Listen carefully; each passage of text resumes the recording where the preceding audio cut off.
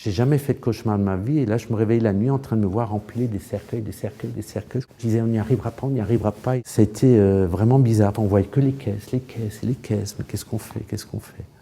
Dans le couloir on avait des fois 30, 40 cercueils, ça arrivait, ça arrivait. On n'a pas réfléchi, on a fait. C'était plus après, quand tout s'est arrêté. Et là on a commencé à se dire mais qu'est-ce qui s'est passé?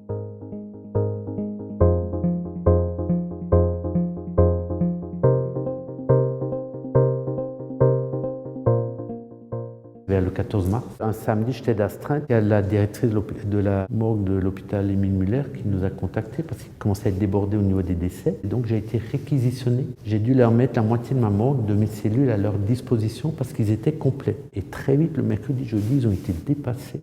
Et là, on a pris la réalité de ce qui se passait parce que nous, on ne le voyait pas trop.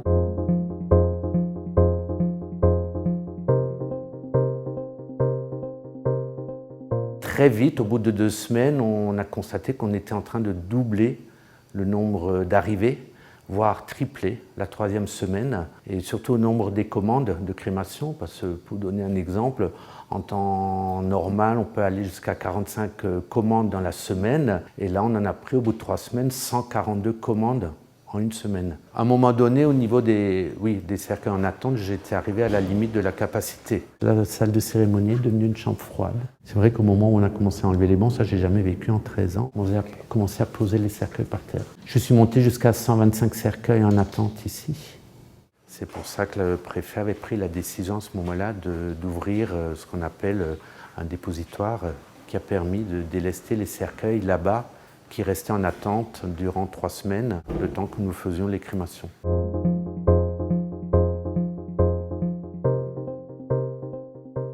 Au bout d'un moment, on ne gérait plus les personnes, les défunts, mais des cercueils. On perdait un peu le côté des humains qu'on ne voyait plus. C'était très dur. J'ai jamais fait de cauchemar de ma vie et là je me réveille la nuit en train de me voir empiler des cercueils, des cercueils, des cercueils. Je me disais on n'y arrivera pas, on n'y arrivera pas. Ça a été vraiment bizarre. On voyait que les caisses, les caisses et les caisses. Mais qu'est-ce qu'on fait, qu'est-ce qu'on fait? Dans le couloir on avait des fois 30, 40 cercueils, ça arrivait, ça arrivait. On n'a pas réfléchi, on a fait. C'était plus après, quand tout s'est arrêté. Et là on a commencé à se dire mais qu'est-ce qui s'est passé? On n'arrivait pas à décrocher. C'est pour ça que quand je discute avec beaucoup de personnes, on a tous la même sensation qui était dans ce métier, c'est qu'il manque 2 mois en ce début d'année. Quelques-unes du mois d'avril et les dernières du mois de mai. Mais il y en a encore du mois de mars. On commençait à s'inquiéter, heureusement que la crise s'est terminée, tout était plein, jusqu'en bas. Je vois encore le sol, il y a des urnes partout là en attente avec les noms du pompe funèbre, des défunts. En temps normal, les urnes, on les garde ici. Toute l'année, ça nous suffit, ça. Mais là, il y en avait 16 par jour. Les familles nous appelaient. Ils savaient qu'un proche allait être crématisé. Ça pouvait être un père, ça pouvait être un époux. La dernière fois qu'ils l'ont vu, c'est lorsqu'il a été transporté à l'hôpital. On devait leur expliquer que malheureusement, la crise nous interdisait de les laisser venir pour voir la personne qui était de toute façon mise en cercueil immédiatement. Et ça, il a fallu leur le faire comprendre au téléphone. Il fallait arriver à les apaiser et ça n'a pas été facile. On n'est pas formé. Et je ne sais pas si une formation pourrait nous permettre de gérer ces moments-là, je ne suis pas sûr. On a eu je ne sais pas combien de couples. Les épouses se sont suivis de 2, 3, 4 jours. Alors on a essayé de les faire en même temps, si on pouvait, pour qu'ils partent au moins en même temps. Je crois que ça nous a réconfortés dans ce moment de crise. On s'attachait, je crois, à n'importe quoi.